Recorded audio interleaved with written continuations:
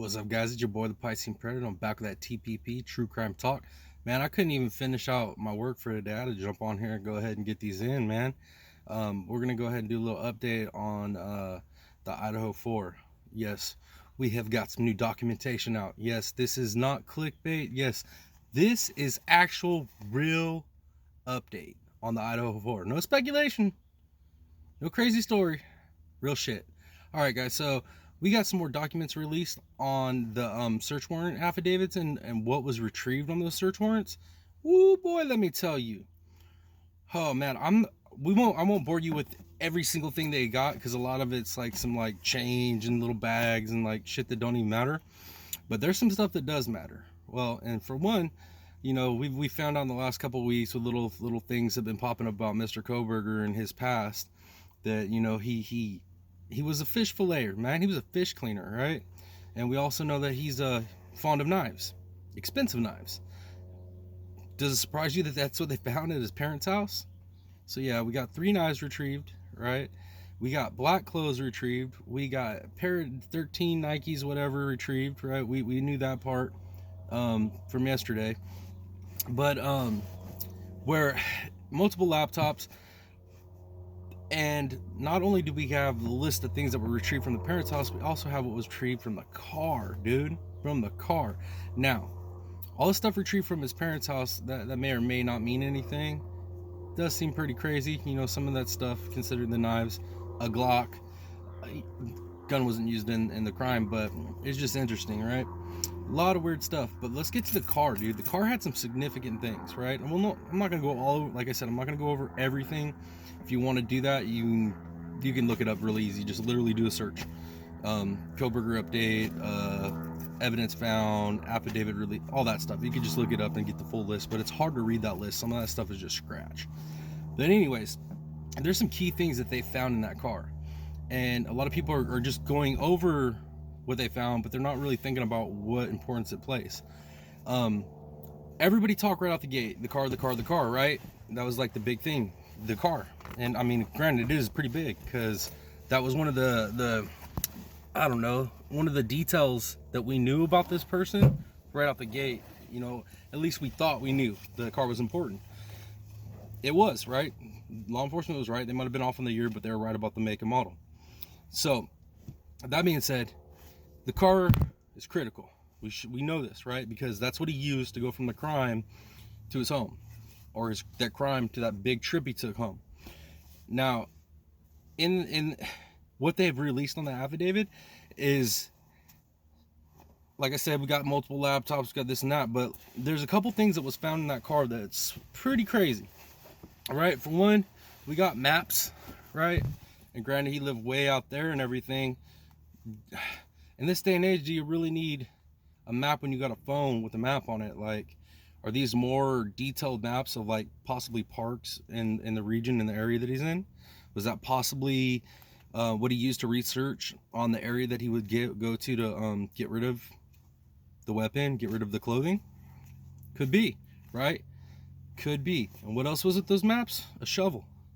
Granted, you know, shovel could be for anything really, but it just seems kind of weird that he has a shovel in the car that he is suspected of using as the getaway car in this horrible murder, quadruple murder.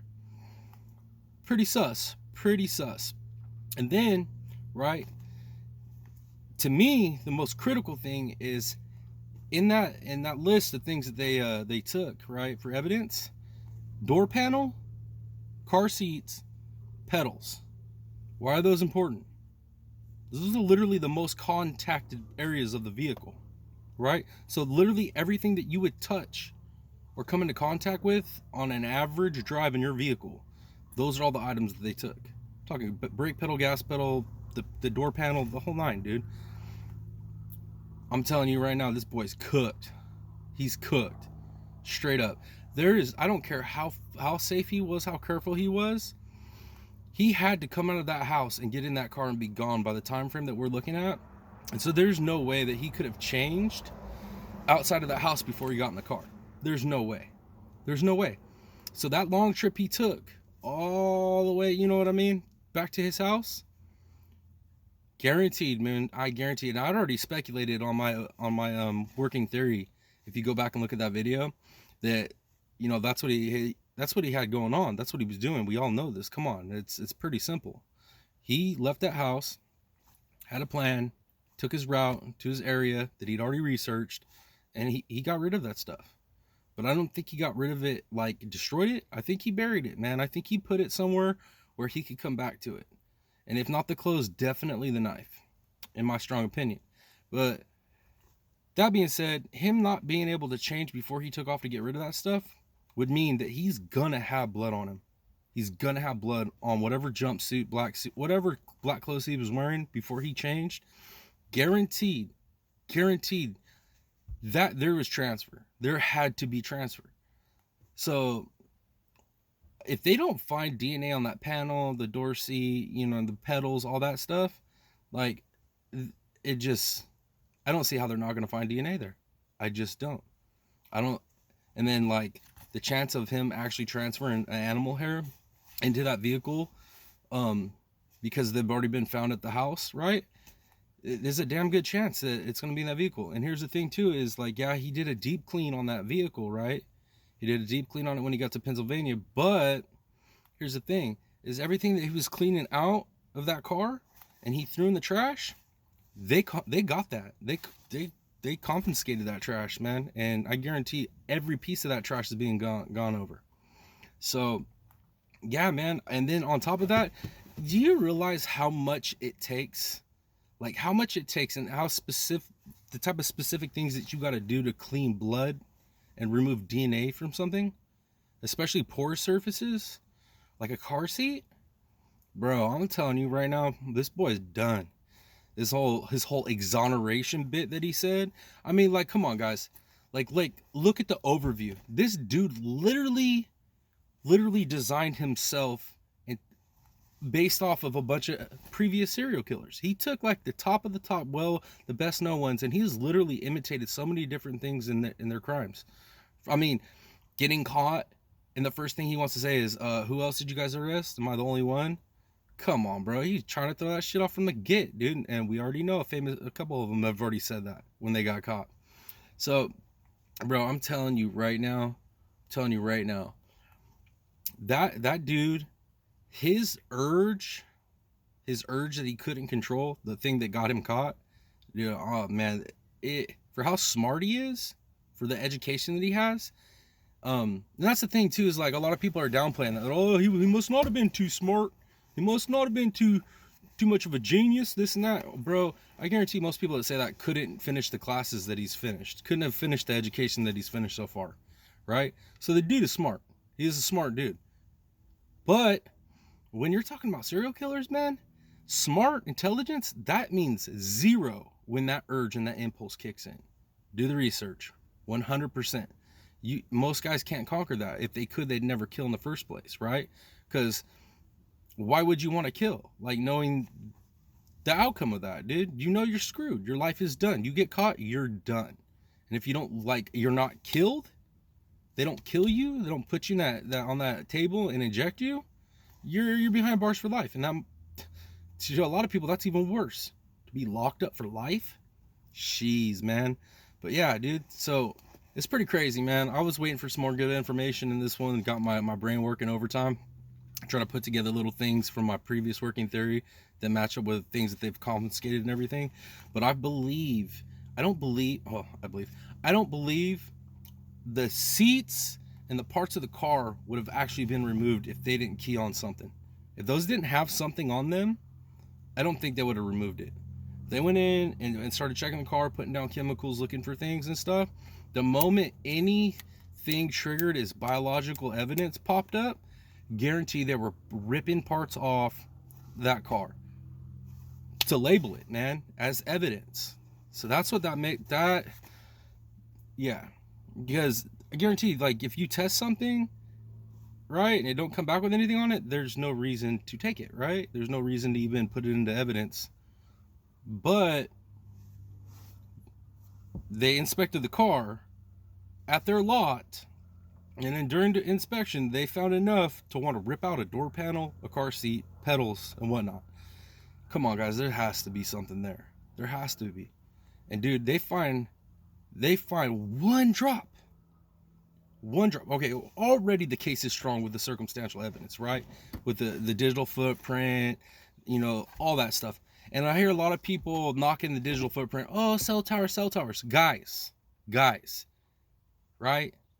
Mr. Gonclaves, he already came out and said, because he's got that inside, right? He's already come out and said that Kohberger was so close to that house when he was stalking those girls, or one of the girls, or whoever he was stalking in that house. But he was close enough to that house where the Bluetooth picked up on his stuff, synced up. So that's what the importance of that Bluetooth thing is, right? It has nothing to do with nothing could have been recorded off of it as far as the murder, what was happening with the murder. But that Bluetooth picking up his devices, if there's digital history of that, and that shows, which has been said, that it showed that he connected to their Bluetooth or their Wi-Fi. If he was that close to do that, that debunks that whole theory that, oh, the cell phone tower pings don't matter. They matter, guys. They absolutely matter. Do you think the FBI, with their rate, like their freaking conviction rate, is gonna put something in there that could be debunked that easy? Hell no. Hell no. Now, if we're talking just straight up local law enforcement, maybe state, you know what I mean? They could maybe slip up here or there, not as high conviction rate, but we're talking about the FBI, man. They don't play. Them boys, they don't play. So that's what the importance of that Bluetooth situation is, just in case you guys didn't understand that. But I'm telling you right now, dude, that car right there, what's on that list, that sparked my interest, because I truly don't believe they would have parted that car the way they did, taking the items that they did and documented them in evidence, unless they found something on them. Think about it, guys. Think about it. So yeah, the knives are, you know, come on, we already kind of knew that there's a good chance they were going to find some knives. Now, the only way that's important is if they find DNA on those knives. But none of the knives that I saw in the description would fit the description of what the murder weapon was. But like I said, I truly believe he hid that somewhere. I believe that on his way home, when he was getting rid of it, you know, his kill suit, whatever you want to call it, his get up, I believe that he took that knife and he stashed it somewhere. He wanted a souvenir like the rest of them. And why would I say that? Because, dude, it's clear as day that this dude is like designed himself around other serial killers. He's not original. He's not original, right? So we know that. He's super smart, but he's not original. He's taken all these different aspects of these other guys and he's done it. And he's put it together. So that right there makes me feel like he's definitely had to keep souvenirs, trophies, like most of them do. So I'm guaranteeing a state park in that area, there's a freaking, well, it's not gonna be fresh anymore, but there's a hole somewhere with the knife in it that's been covered and it's chilling, and only he knows where it's at. And I truly believe that. I believe he took that car and he had a change of clothes. He got his change of clothes on. He either destroyed the clothes that he was wearing, or he buried them with that knife. He took that shovel they found in that car and he buried it. Straight up, guaranteed that's what's gonna come out. Guaranteed. Well, maybe that won't come out, but I feel like that's what happened. You can't tell me I'm wrong, because there's no proof that I'm wrong or right, so whatever. But that being said, guys, that's my quick update on the Idaho 4. That's some of the stuff that they found, and those are some of the things to think about, right? To really think about. Look at that evidence, and why would they take that evidence? Like, what would be the reasoning behind each one of those pieces of evidence? Now, the knives, I mean, of course they're going to take the knives. The murder weapon was a knife, so of course they're going to take any knives they find to test them. You just have to. But for them to actually remove parts of that car, I mean, that kind of tells me, at least gives me a strong opinion that they found some biological in that car. But all right, guys, I'm gonna go ahead and jump off here. I gotta get back to work, you know what I mean, that fun stuff. And yeah, I'll talk to you guys on the next update. Much love, y'all. It's your boy, the Piscine Predator. I'm out. Peace.